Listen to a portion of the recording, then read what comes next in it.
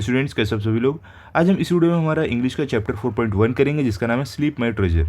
इसके मैं आपको क्वेश्चन आंसर दूंगा, इसके लिए आप वीडियो आखिरी तक जरूर देखना। ओके, तो इसमें देखो पहला क्वेश्चन क्या है आपको, मीनिंग्स।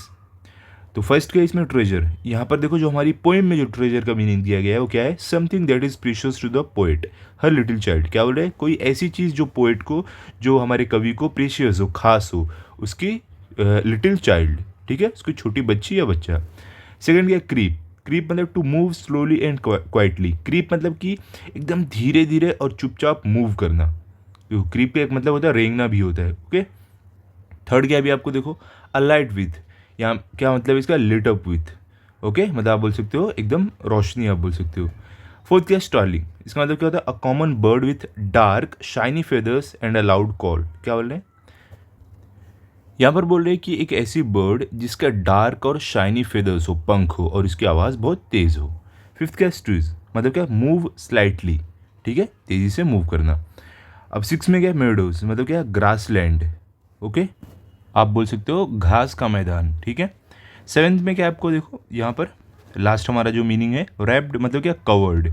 ओके, ढका हुआ आप बोल सकते हो। अब देखो क्वेश्चन नंबर 2 में हमें क्या दिया गया है, आंसर द फॉलोइंग क्वेश्चंस। इसमें पहला क्या है, who is the speaker in this poem. क्या बोल रहे हैं, ये पोएम के स्पीकर कौन है। तो आपका आंसर क्या है, the speaker in this poem is the babies mother.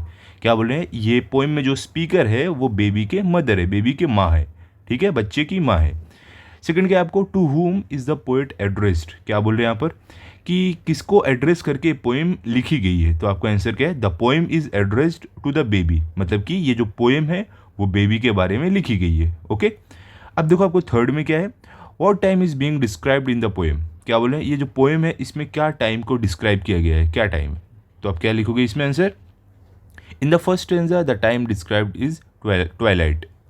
यहाँ पर आपको बोल रहे हैं कि जो पहला स्टेंजा है पोएम का, उसमें जो टाइम डिस्क्राइब किया गया वो ट्वाइलाइट का है। ट्वाइलाइट मतलब जब सूरज डूब जाता है लेकिन रात नहीं हुई रहती है, ठीक है, तो उस समय को बोलते हैं ट्वाइलाइट का समय। In the second stanza the time described is dawn. क्या बोले, सेकेंड स्टेंजा में जो टाइम डिस्क्राइब किया गया वो डॉन का है, मतलब कि सूरज निकलने से पहले का समय, ठीक है, जब सूरज सुबह सुबह निकलते हैं उससे पहले का समय।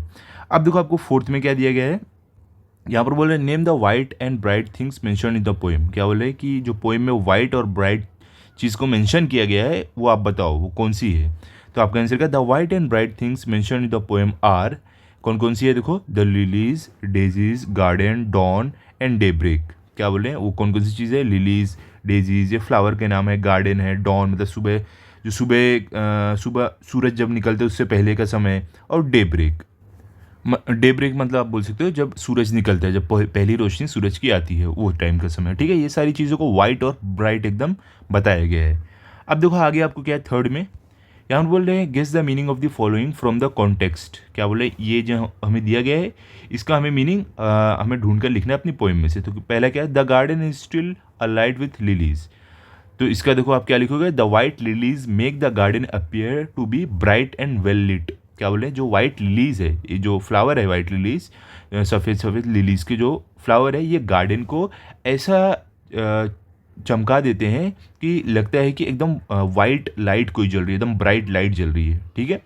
सेकेंड में क्या है, डॉन मेक्स द स्टार्लिंग। क्या यहाँ पर अब देखो इसका मतलब क्या हो, when the sun rises and it is dawn the starling wakes. तो देखो यहाँ पर क्या बोल रहे हैं कि जब सूरज उगता है, सूरज सुबह सुबह निकलता है, और डॉन का समय जब रहता है, मतलब कि सूरज के निकलने से पहले का समय, जब सूरज की रोशनी आना शुरू होती है लेकिन सूरज हमें दिखता नहीं है, तो वो टाइम पे क्या होता है, जो स्टार्लिंग है, स्टार्लिंग क्या, एक चिड़िया को बोला जाता है, वो लोग जाग जाते हैं, ठीक है। इसके लिए बोल रहे हैं कि जो डॉन का समय होता है वो स्टार्लिंग को जगा देता है, चिड़िया को जगा देता है। थर्ड क्या है, the meadows is raped in shadows. क्या यहाँ पर बोल रहे हैं, देखो देखते हैं यहाँ पर क्या बोला गया है, the rays of the sun have not yet fallen on the meadows hence it is covered with shade.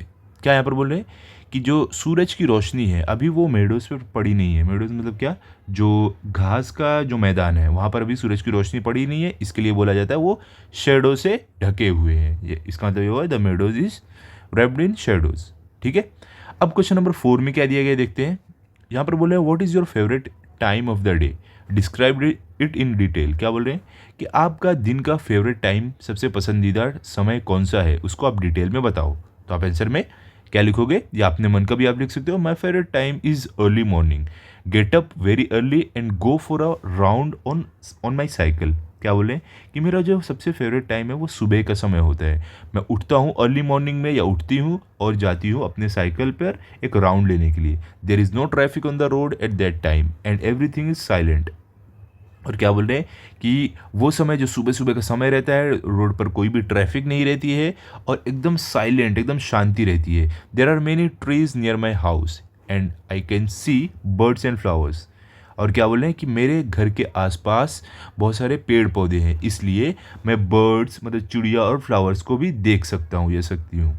I can even hear the calls of the various birds, और मैं कई चिड़िया की आवाज़ भी सुन सकती हूँ।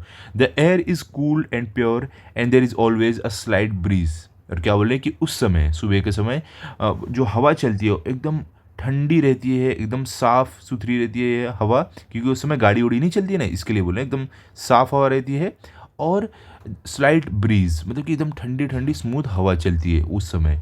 अब आगे क्या है, there are dew drops on the blades of grass in the garden near my house. क्या बोल रहे हैं कि और जो मेरे गार्डन, जो मेरे घर के पास गार्डन है, उसमें जो घास रहती है उस घास के ऊपर ड्यू ड्रॉप्स रहते हैं, मतलब ओस की बूंदें रहती है। ठीक है, तो इस तरीके से आप डिस्क्राइब कर सकते हो। ओके, अब चलते हैं क्वेश्चन नंबर 5 पर, जो हमारा लास्ट क्वेश्चन है। क्या है, draw word webs for the following. यहाँ पे वर्ड वेब हमें इन सब के लिए ड्रॉ करना है। कैसे, begin with the given word and go on writing as many other words associated with it as you can. क्या बोले कि जो आपको गिवन वर्ड दिए गए उससे बिगिन करो और जितने आप वर्ड लिख सकते हो लिखो। Use these words to write other related words to form a word web.